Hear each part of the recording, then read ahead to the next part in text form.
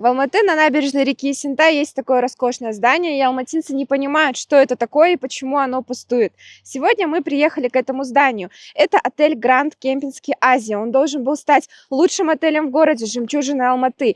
Именно так о нем писали международные компании, которые занимались разработкой его проекта. 182 номера, 5 конференц-залов, бассейн, ночной клуб и, самое главное, панорамный вращающийся ресторан. Но отель так и не открылся и не принял ни одного посетителя. Бұл қандай здание?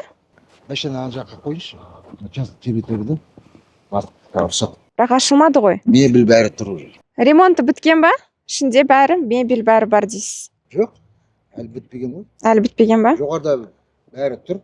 Жағы қалды бір-екі. Я никакую информацию не выдаю. Такие, как вы, много приезжают, спрашивают, а мне зачем это надо, чтобы потом крали. Надо, найдете там, тем более в интернете есть все.